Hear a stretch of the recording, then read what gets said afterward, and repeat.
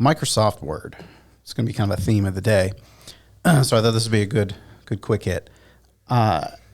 Lately, I've noticed that as you're typing, it will suggest predictive text, right? Yes. Some AI going on there and other things connecting to language models. Who knows? But I'm fairly certain that some of the predictive text technology is based on usage. So other people save documents, maybe Word documents in the cloud that it can mine to see how people commonly use words in connection. And let me go to my notes because Notes. I typed this the other day. Just checking in if you need anything from me this week. And then I did REG. So just checking if you need anything from me with regard to, and Word suggested with regards. So regards is something, I'll give you my regards, right? It's your yeah. So Word is now a little bit dumber, and it's making culture a little bit dumber by virtue of the fact that it's missuggesting autocomplete. I mean, it's in fact, it would be hilarious if I would have finished that sentence and took their advice and had the S in regard, if it would have then squiggled it, saying it's grammatically incorrect. So now it's correcting itself. Yeah. This is wild. The autocorrection thing, this happened to me while we were having our witch. I had mentioned yesterday I had run into one of our colleagues. Is it Dr. Hala Nasruddin? Yeah, yes. I thought it was Doctor. Yeah. I didn't want to deny her the doctor there. But Hala Nasruddin, in the hallway, she'd mentioned, I heard you have a podcast.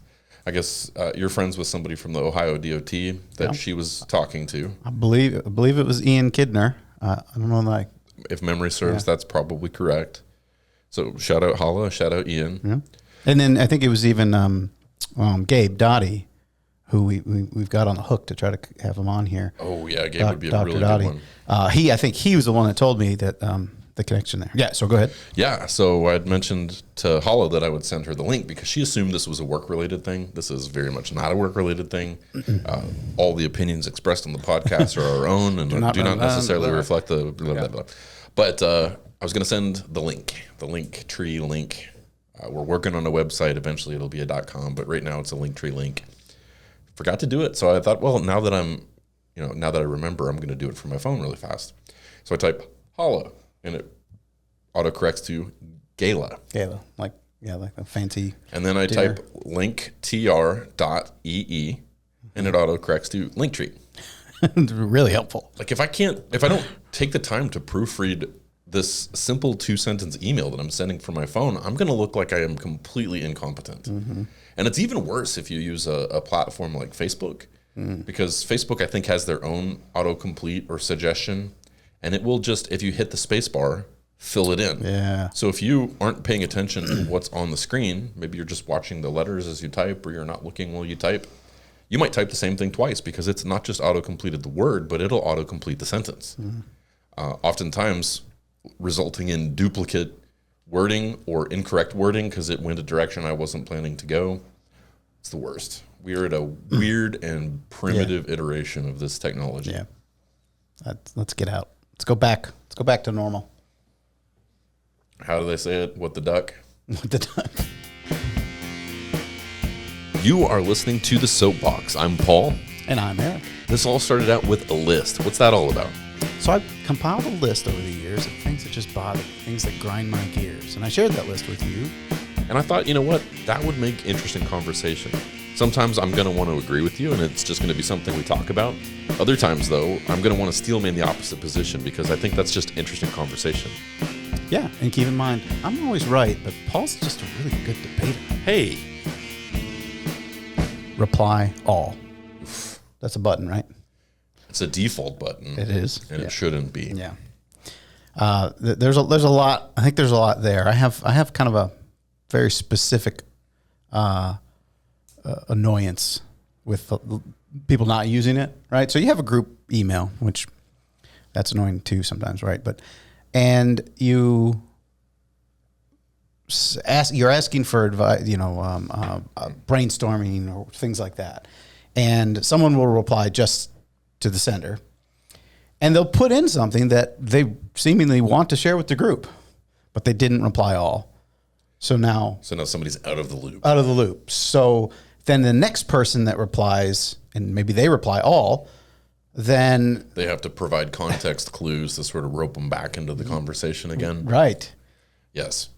Yeah, I have been a part of that, and I have also been bitten by that because there have been times, and I think this was an exchange with you. You might remember this exchange where somebody had done the reply rather than reply all, mentioned me doing something. I think this was related to RSS, or I can't remember the exact context now, but they name dropped me with the expectation I would do a thing, and I wasn't on the email. I think this was an invitation, meeting invitation. Okay. So I'm not going to name names because this was a meeting we had yesterday. Oh, okay. And now I'm remembering exactly the context. Do you know what I'm talking about? Maybe. Okay.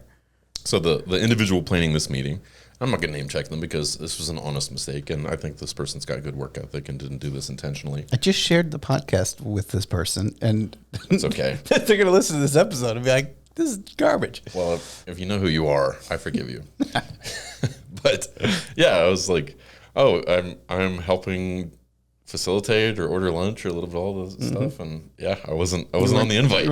Wasn't on the invite for the meeting. And then you asked me, you were like, "Are you going to?" And this was the Zoom call preceding the in-person meeting. Okay, yeah. You're like, "Oh yeah, we need to be back at a certain time because we got the thing at 2:00. I was like, "What thing are you talking about?" Right. You're like, "You should really check your calendar." I was like, I'm not gonna assume that I did check my calendar. So I walked around for this sort of ambiguous, in the miasma of not remembering if I checked my calendar or not, stupor for about 20 minutes. Mm-hmm. Went and checked my calendar. I'm like, it's not on my calendar. Not there. And then you had to reply to the meeting invite and then add me. Add you, yeah. Now, all right. So you know what? Now we can just name her. I'm going to defend Megan because I don't think I told her to add you because she only added people that responded to the doodle poll or whatever for the meeting, and you hadn't responded. Okay, you probably didn't respond because you're like, well, I'm part of the team. Yeah. So she didn't know that. So we can strike all that and say. So this was me. No, not even you. That's okay. Me. I'm a fallible person. I make mistakes. That's okay. This was me not noticing you weren't on the list, and that should have. The thing that grinds my gears. When you have, I send out a lot of emails to coordinate, things, events, donations, summit, all these things, which we will talk about at some point. That is true. We need to. And I very often run into the situation where I send out a group email, and then I want to add a clarification to something, but nobody has responded to it yet. So now I'm like, and that's not a problem. I mean, if they didn't respond, it's fine. But now I have to go into my sent folder and reply all to myself. And Outlook is usually pretty good about, realizing I want to reply to the original distribution list or whatever.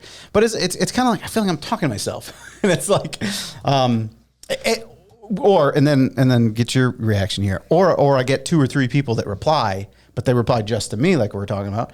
And so now I still have to go in my sent folder if I want to reply to the group.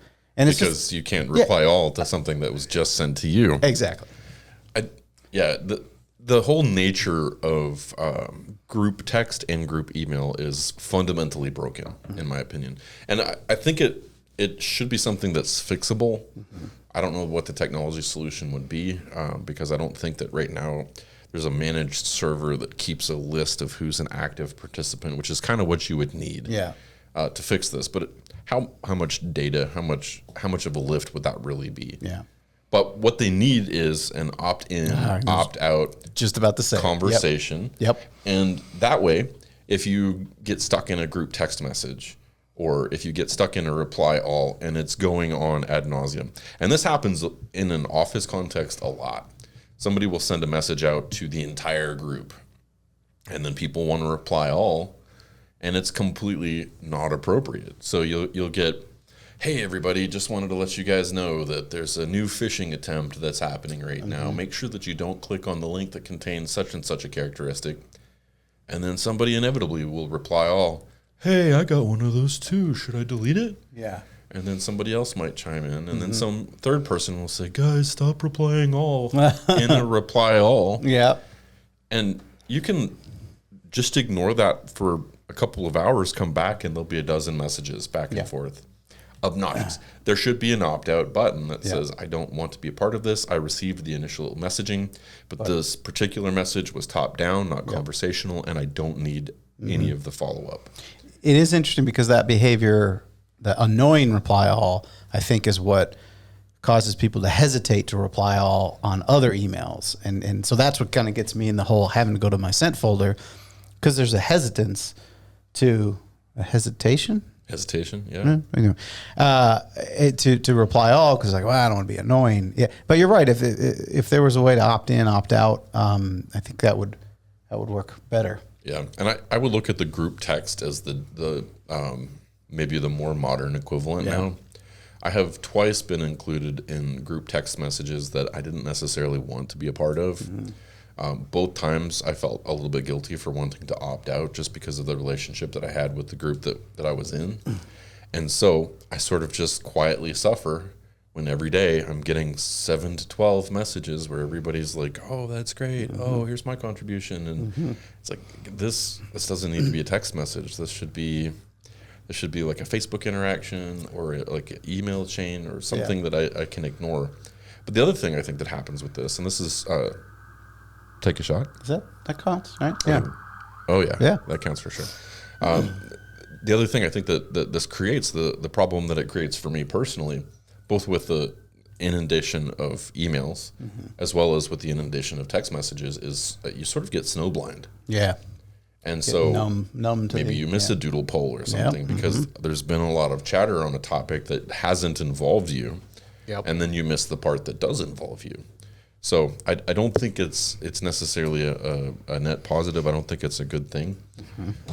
And currently we don't really have a good mechanism for not being a part of it.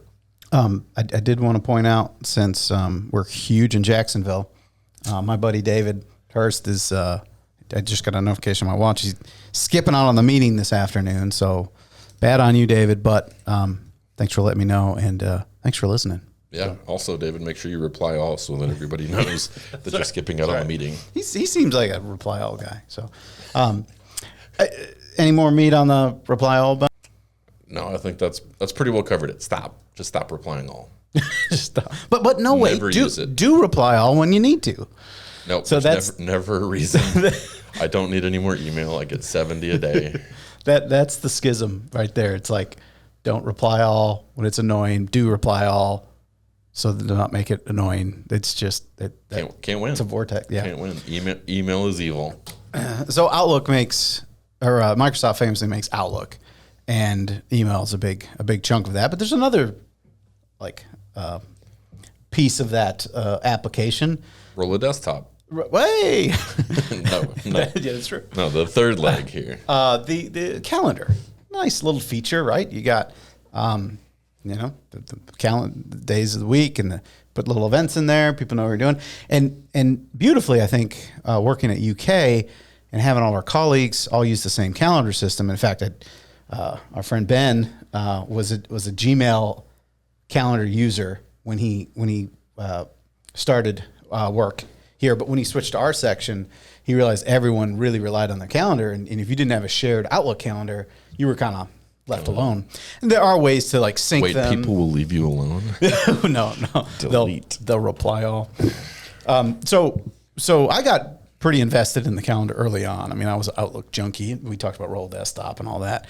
So I used it for birthdays and all kinds of things. And I quickly realized that sharing the calendar with colleagues allows me to plan things. You can share free busy time, right? That just shows blocks of time that you have things on, or full details, and then it can read where whether you're going it's to be important or not. important, and whether it's in the office or Frankfurt. Sure.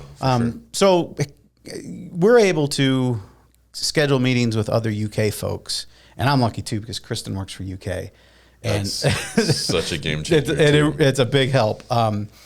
And maybe this is a pretty big soapbox for me, so I'd like to get your thoughts on it. But people try to maintain a personal calendar and a work calendar, and then I've got some friends that they'll have a school calendar or a sports calendar or whatever, and all these things. Of course, they can all intertwine. Google does a good job of linking calendars and things, but at the end of the day, if you've got something on your calendar, it's a doctor's appointment, and you that's personal. You put it on your personal calendar.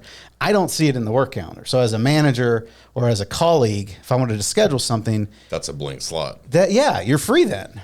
And I've kind of decided like one person, one calendar. Like they're really outside of putting personal information into your work system, and I get that, but there are ways to make it private or obfuscate it with things. But it's hard for me to fathom how people can get along in the world with multiple calendars. So I'll give a little backstory on this, and then I'll take the devil's advocate position here. When I first started working at UK, I was a Google Calendar guy. Yeah. And early on, I learned this was important to you. I think at some point you used the phrase "live by the calendar, die by the calendar." Okay. It was like I get it. This is part of our work culture here. This isn't one to buck. And so I tried for a while to synchronize the Google Calendar to the work calendar because my wife doesn't have a job that has Outlook or an Exchange account with a proper Outlook calendar.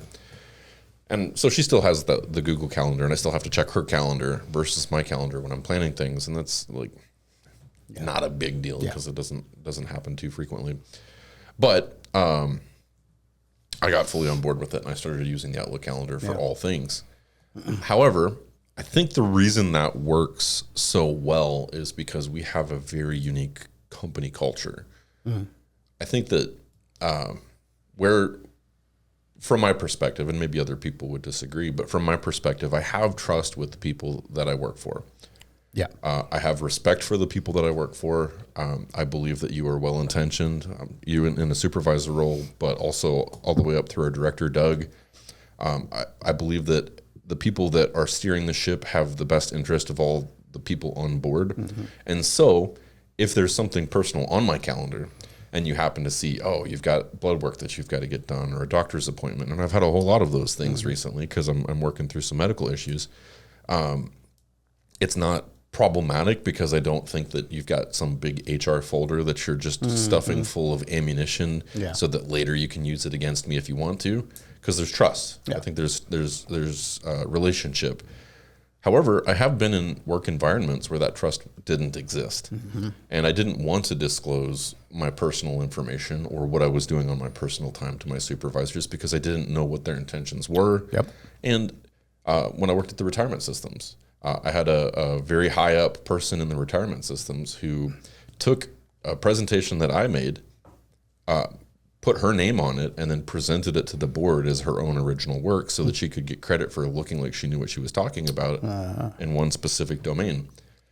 And so I didn't have trust with her because it's like, if you're not going to at least give me a shout out, hey, thanks to Paul for putting this together, then what else are you going to do that's not going to get back to me that I'm not going to know about? And so the separate personal calendar in that environment makes a whole lot more sense.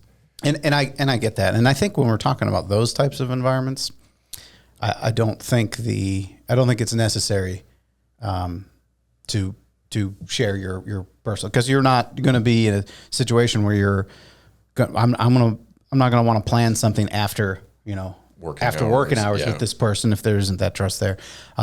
So I grant that for sure. But I think in our environment, it's interesting you remind me, I converted you from Gmail because I think I converted Ben too. Yes. He tried for a while to use the Google Calendar.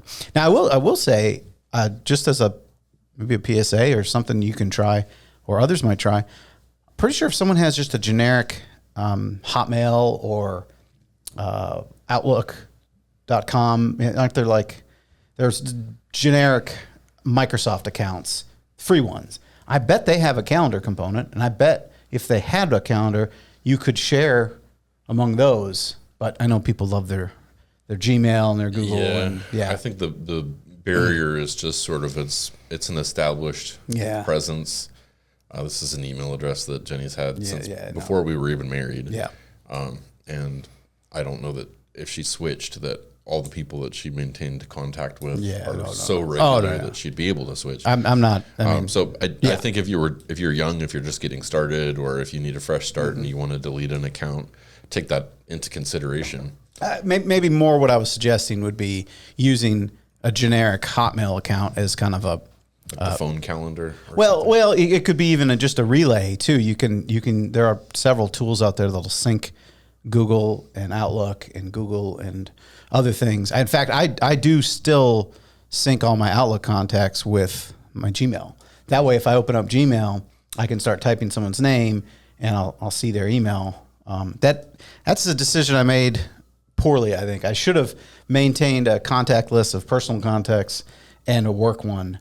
So your logic's kind of biting you here. It is a little bit, but there are advantages to it. Like, birthdays are in Outlook, and a lot of my work contacts are personal contacts too. So yeah, I think if you're young and you're hopping from job to job, it's different than when you're established in a career, because I see you 40 plus hours a week, right? And so that's most of my waking hours. I'm often too tired to go out after work, and if I do, oftentimes it's like, hey, Eric's doing a show, or we're gonna go hang out at Eric's place for the summit thing. Yeah.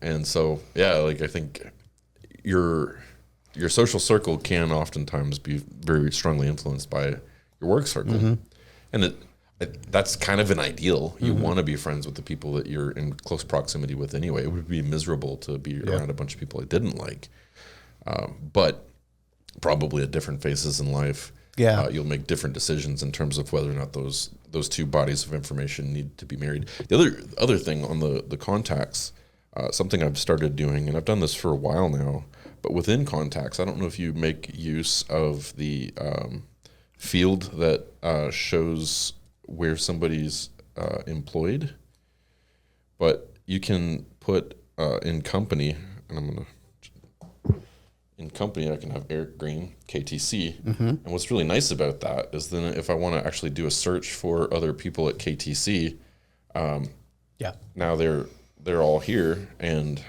there is some sort of delineation between work and personal, even though they're all merged together. Yeah, so I actually use categories for that. And one of the beautiful things about categories in Outlook is you can have multiple categories for events and for contacts and the rest of it.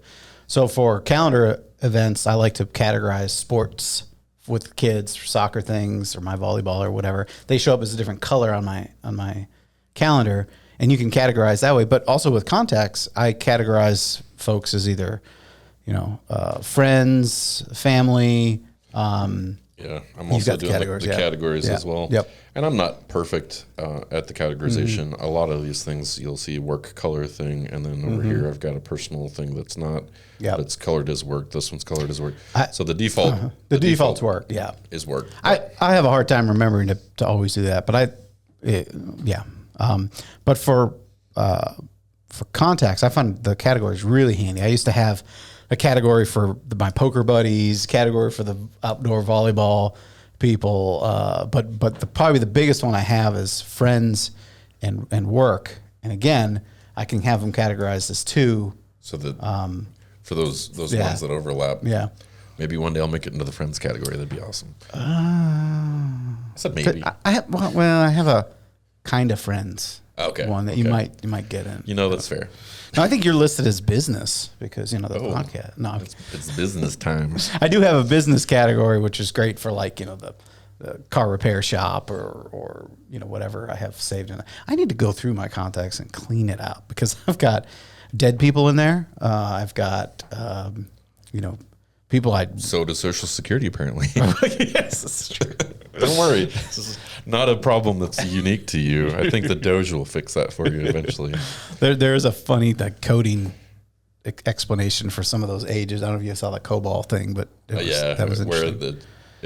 If it's marked as a 0 or something. Yeah, it's a null value show up. But Yeah, shows up as 150 or something. But yeah, it's yeah. So I think you're making a really good point about for younger folks who are trying to decide how to build their ecosystem. I think the syncing tools are probably where people should start, because you could have something where to put everything in your Gmail calendar for personal, but have it synchronize. Yes. And then put it doesn't even have to have details, but just have it show up blocks on your calendar. Just to make that a useful tool. Yeah. And actually, so two thoughts on this one. One, for the younger folks, I've often in the class that I teach here at UK, I've got a lot of freshmen and sophomores, and I'm trying to help them develop good habits that they can carry into the workforce. So I make a big stinking deal about them using their Outlook calendars, scheduling work time, scheduling free time, giving themselves permission to enjoy blocks of time in life that are completely theirs, but then also using that to sort of funnel them into healthy work habits too. Because I think that's a good use of the calendar, right? Okay, Today is my scheduled free day. I can enjoy this free day guilt-free, even though I've got work I could be doing, because this is my time. And then later, that work I know I should be doing, it's also on my calendar. So I think that's nice. But when they leave the institution, they may leave the Office 365 ecosystem, and they may not be able to take this with them. Yeah. And that leads to the second thing that I think is important to consider: using a tool like that to have these important things in more than one place, because you're not guaranteed to be able to have access to any one particular service. Yeah. And I saw this play out. I can't remember if I was working for Apple or if I was working for AT&T, but Insight BB, which you mentioned as a host for your Rolla desktop, was going away. And I think they were becoming Time Warner or Spectrum. There was like several iterations there. But a bunch of people lost access to an email address that they thought was theirs. Yeah. And they were paying for the cable service, and then the email address came with the cable service. Yep. And suddenly they didn't have access, but they weren't well established with like a password manager, like a LastPass, or what's the one that you're using? 1Password now. 1Password. So they didn't know what they were losing access to until they ran into it, but they had a finite window of time where they could retain access to be able to do something like a password reset or an account reset. And it was mayhem. Yeah. It was absolutely miserable working in that environment where people thought that I, the provisioner of the technology, was also responsible for them, the user of the technology, and gatekeeping of their own passwords. It's like, do you go to the Nissan dealership when you lose your keys and expect them to have a copy of your key handy? Like, that defeats the point of having a key. I can't get in either. You want that. This password's super secure, but now you're going to have to be an adult and figure this out. Just did a search for Insight BB in my contacts, just as a curiosity. Some of my friends, Keen, you're in here as having one. And now, granted, he probably doesn't. He probably doesn't use it anymore. But you updating issue, not a Keen using it issue. Yeah. Did we ever get into what I called session initiated protocol, or did we ever talk about the who should manage your contacts? Let's go there, because I vaguely remember the conversation, but if it's redundant, it's redundant. But I think it's another good point. There was a service called Plaxo many years ago, and maybe it still exists. Oh yeah, okay. Yeah, the wolf. Was it the wolf? Oh yeah. No, yes. Yeah, we did this, didn't we? We did. Anyway, fun to revisit it. Just with Plaxo was an awesome service that would basically let you manage your contact info and then share that with everybody who subscribes to Plaxo. So basically, if I got a new job, I could change my info in here, and the Plaxo servers would update, and then your Outlook contact would change. Fantastic. Because think about it. Who should be in charge of your contact info? Should I be in charge of your contact, or should you be in charge of your contact? I mean, obviously. Now, I do have a question on that, because the first thing that comes to mind is somebody that I used to know song. Right. Sent your friends to my house to collect my records and then changed your number. Yeah. Oh, and Plaxo made that move not valid. Right.